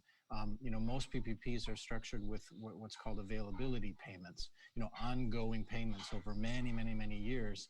And that takes, commitment and continuity from one government to the next government and beyond. If they're lasting 20, 25 years, the PPP contract, you need real political commitment to stay with it. So I think those, for me, just very quickly, those are the kinds of ingredients of success. And when you don't have those, there are many, many failures out there. And I think, it's broad brush, and obviously it's a conversation you could have for go into a lot of detail on examples. But I think that, to me, is what distinguishes successful from unsuccessful projects. Okay, Matthew, thank you very much. That's very clear. Ryder, if I can direct the next question to you, and it's just dropped off. The comments that's come in that says the region has major tourism potential. I think it's been referred to by a number of speakers already today. But the potential both to create sustainable FX inflow and also quality jobs. To help the growth of the sector, financing is needed for hotel, resort, and vocational schools to train tourism professionals. The question is, how can IFIs help with this? I know it's an area you touched on in your presentation, but just answering in relation to this particular question. I'd be interested to hear your thoughts. Thanks for the question, Chris. Regarding finance specifically, I would probably direct that more to my colleagues on the line because the IFIs are the ones doing a lot more of the finance for the hotels, but more importantly for a lot of the infrastructure to get people to the different parts of Central Asia. And I know there's been a lot of work done in that regard. USAID is not working in those areas, but we are providing a lot of the soft skills, a lot of the training for professionals in the tourism industry. We did a very interesting training about a year and a half ago, working with local hotel operators on booking.com. How do you market your hotel? How do you show what you're offering and really put your best foot forward? So that folks aren't having to go to some local website. They go to the website they know and trust to book make their bookings. A lot of trainings we provide capacity building for different destination management organizations. So working with communities to refine their product. We work with Panjakent in Tajikistan to help them attract tourists. When people go to Samarkand in Uzbekistan, everyone knows Samarkand, everyone goes there, but it's a very easy day trip over into Tajikistan. You can tack that on. So we're working with them to refine their product and make sure folks know about it. But regarding infrastructure or financing, I'd leave that to some of my colleagues. Thank you. Okay, no, thank you very much, Ryder. The next question, I think maybe Shantanu, if you could take it. The question is about energy. Specifically, they ask about energy and solar projects and whether there are efforts in the region to introduce or increase the use of concentrated solar power. This seems a very specific question into the energy mix.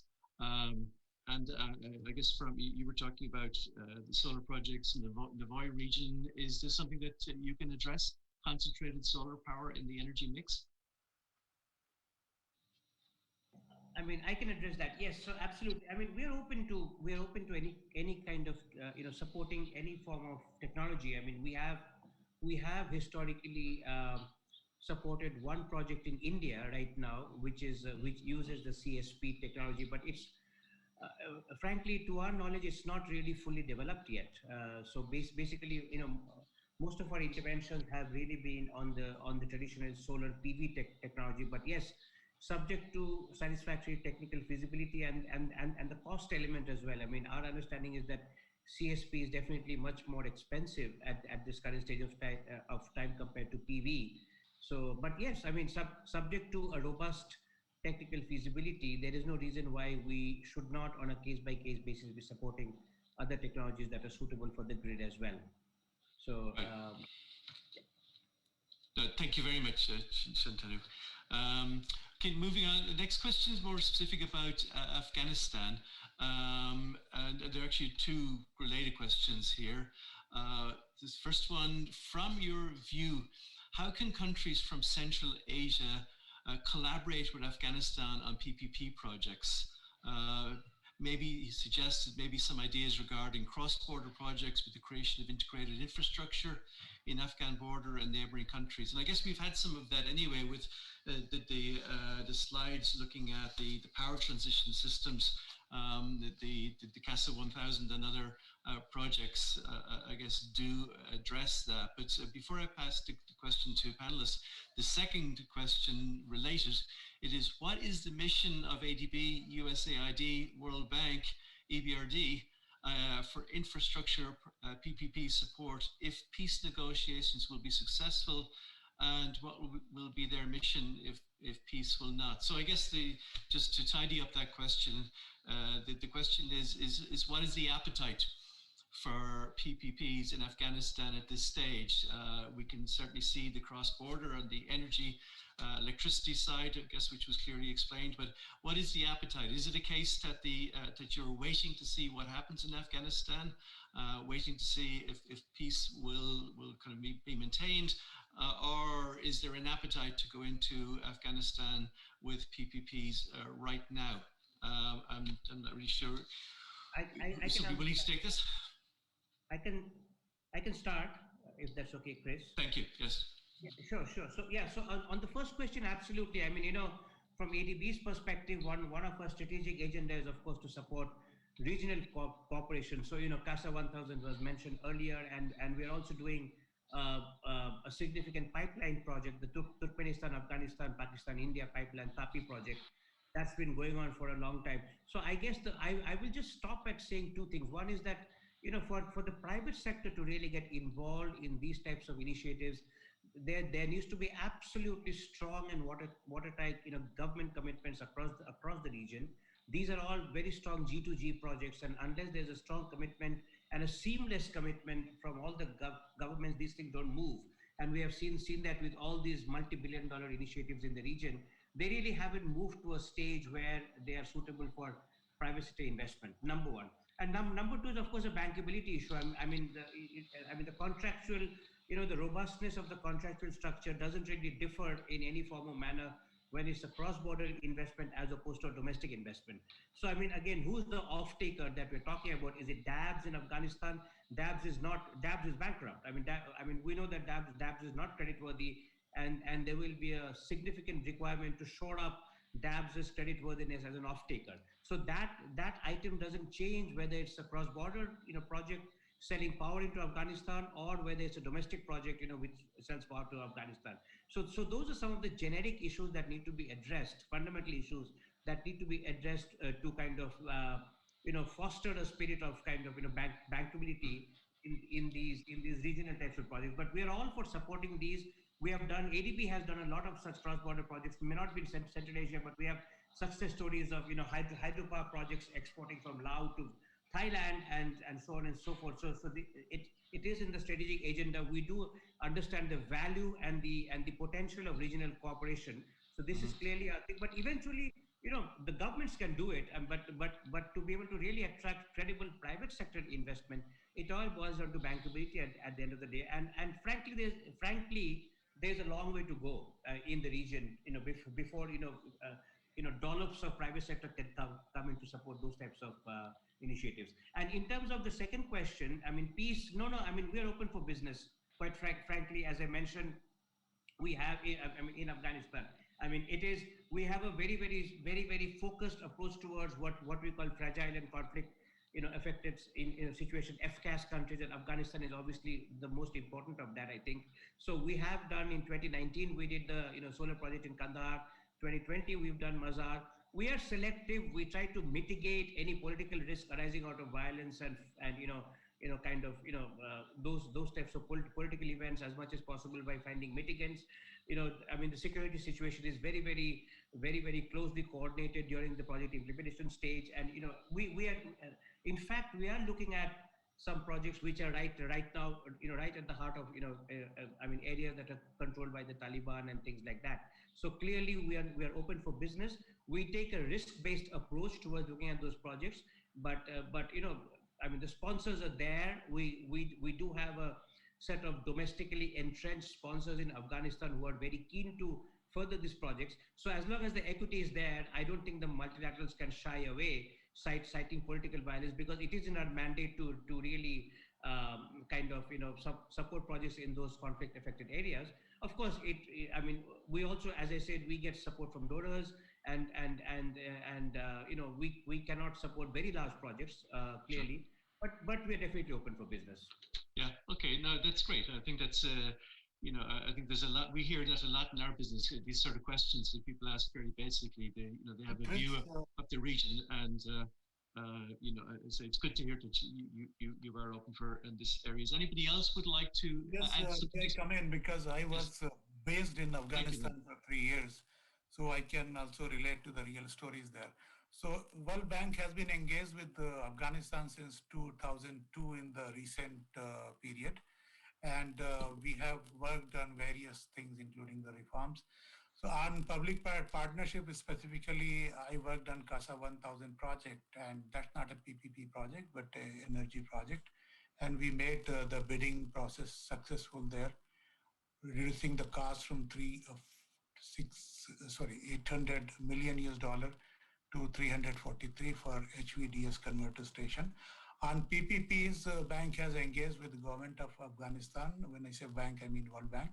On their bringing the legislation and also the regulation. And World Bank has funded a project through Afghanistan Reconstruction Trust Fund money, using that money, equivalent to $35 million. The objective of that project is called as first PPP project. The objective is to develop the systems where the viability of the project can be done using the scientific way of doing it. And what we use there is public investment management system, which is identifying the projects which are PPAble, which are not. In terms of readiness of the country to do long-term PPP, I think I would agree with Shantanu that the time hasn't yet come, but yes, there could be a possibility of doing operation maintenance contracts, the contracts like which can be monitored from distance, such as the CASA 1000 HVDC itself, where they are using a SCADA system to monitor the HVDS converter station. So I think the readiness of the country is not there in terms of doing full-fledged BOT at the moment at a large scale, but yes, country is ready to do the lower range of the projects where operation maintenance can be done by the private sector by bringing the efficiency, and also service contracts and things like that. But this first PPP project is a good opportunity to expand this bandwidth of use of public-private partnership. I'll stop here. Thanks. Great. Thank you very much, Anand. It's very clear. Can I ask one general question that I wanted to ask? In so to say, developed world or in other parts of the world, ESG has become such a big theme, and I know all of our presenters today did touch on aspects on renewable areas, on the environment. But in terms of kind of packaging and looking at the ESG theme, environment, social, and governance, and we know there's a significant amount of private sector money that is now looking for investments around the world, provided that these projects comply with the high standards of ESG. The question I'm asking is this something that's also now becoming an issue for IFIs or for the private sector the co-investors in PPP projects, are they asking about ESG, or is that really not on the radar as a theme, but more just individually on different aspects? So I don't know if perhaps Matthew, if I can default to you and ask you what you guys are seeing on this area. Thank you, Chris. Well, indeed, I mean, in some respects, and I'm not trying to be glib here, but, you know, EBRD was really established 30 years ago to precisely bring in governance, bring in social and environmental considerations. So we've been doing ESG, kind of compliant projects for really since inception, but to be more to the point today, yeah, we're definitely seeing this burgeoning of demand for ESG projects. We know there's just it's really come into its own in the last few years, particularly I think because you have this real consensus now around the SDGs. You have now a even stronger commitment, I think, with the new administration in the U.S. Around the Paris Agreement. And I think this is, at least I can speak for EBRD, I think this is going to have a real effect regarding with regard to Paris. I mean, there are a lot of discussions right now with internally and among all of the banking teams on how to really assess each and every project through that prism of Paris alignment. Whilst it hasn't been officially approved yet, I can tell you that we are actively participating in an MDB-wide discussion on Paris alignment methodologies. We're going to adopt something internally in EBRD, and this is all in the same vein of ESG compliant investments. So it's all really pushing in the right direction. I mean, I'm thrilled to see that because indeed, I work within sustainable infrastructure, and really the vast majority of everything we do is green. It's inclusive, it's social, it's going to be digital as well. Those are all the major drivers, and I think it is really focusing the mind and doing more and more. And the last thing I would say is 50%, a minimum of 50% of all of our projects have to be green economy, green investments now, and that's a high bar, as a big financial institution. And so we're definitely, all I think pushing in the same direction. Okay, thank you very much. Anybody else like to contribute anything to yes, that if question? I can add, environmental safeguard and governance is part of World Bank appraisal process for many decades.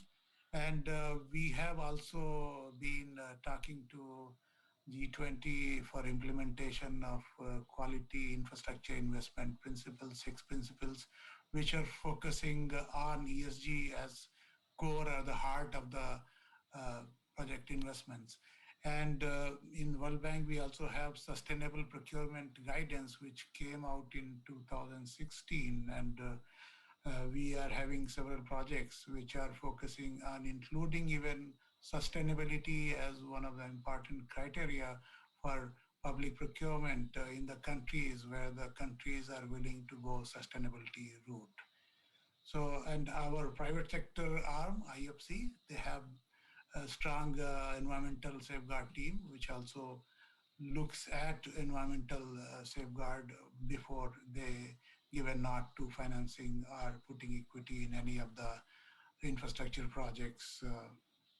And yeah, thank you. Thank you very much, Anand. And before I hand back to Elena to wrap up, there is one final question, which I'll direct to ADB, so Takeo or Shantanu.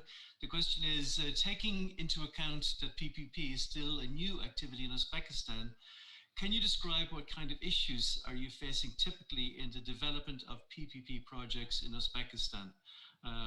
The question is directed to ADB and EBRD, but Matthew, I think, has already gone through that so very clearly. But as a final comment, Takeo or Shantanu, if you could care to provide a comment on that question, please. Yeah, thank you, Chris. If I may, then I just answer first. I'm not sure whether Shantanu has anything else, but largely speaking, I can think of 3 things, and Matthew also touched on it when he was talking about something different. But first of all, project preparation is a key for creating bankable transactions, taking into account, market appetite, market views, and then it is a little bit, patient process for the government because they always try to rush and then deliver things very fast. But this is the area where we try to be, we try to emphasize when we work with any of the government. So far, in Uzbekistan, our experience is good, and then the government is trying to do those kind of preparation work in the right way. But I just wanted to highlight it, just one of those. The second one is a framework. Recently in Uzbekistan, they have actually passed the amendment of the PPP law, which is actually a good thing. And then they actually corrected a number of gaps which they used to have under the PPP law, but now it's taking a good shape. The next step is basically also to work on relevant regulations to make it consistent with the PPP law. So we have to continue working on the legal reform and then framework reform. That's the second point. Third thing is a local currency financing for the long term, which is not really also unique.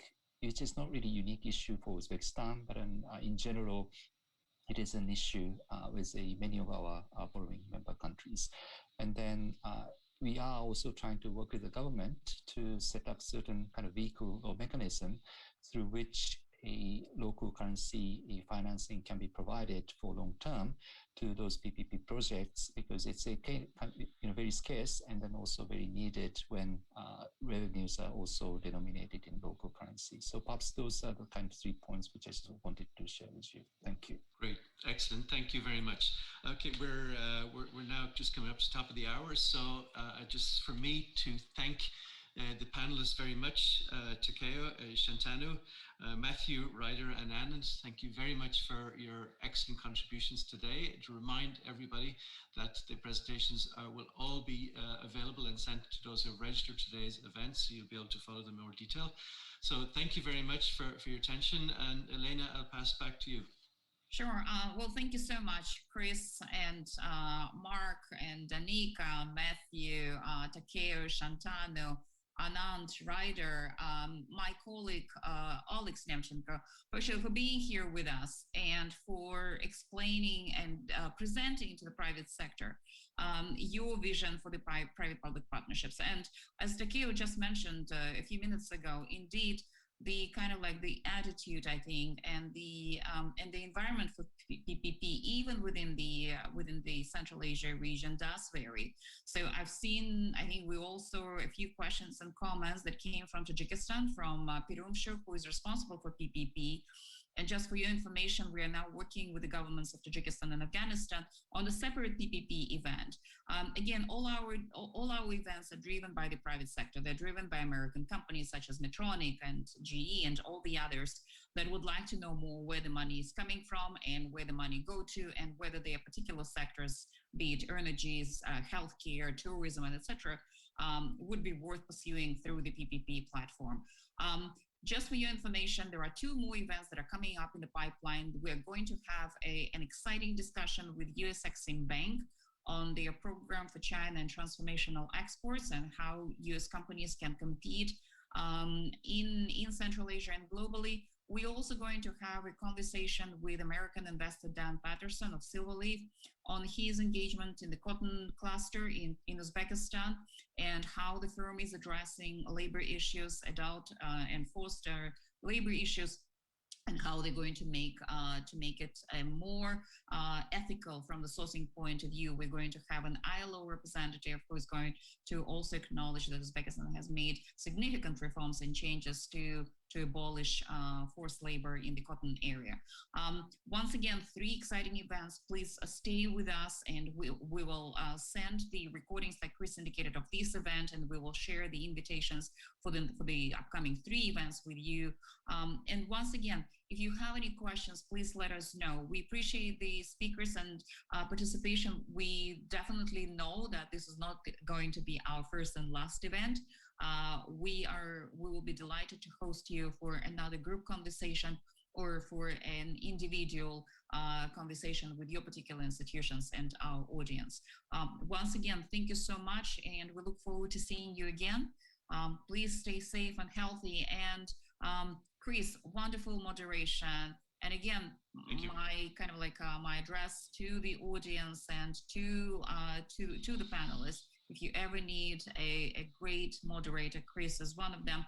But most importantly, any insights on the political, economic, or business landscape of Central Asia and beyond, Macro Advisory is the firm to go to. So thank you so much again for your time, and we look forward to seeing you at our next events. Thank you, Lena. Bye. Thank you. Thank you. Bye-bye. Thank you. Thank you. Thank you. Bye-bye. Thank you. Bye. Take care. Bye-bye. Bye-bye. Thank you.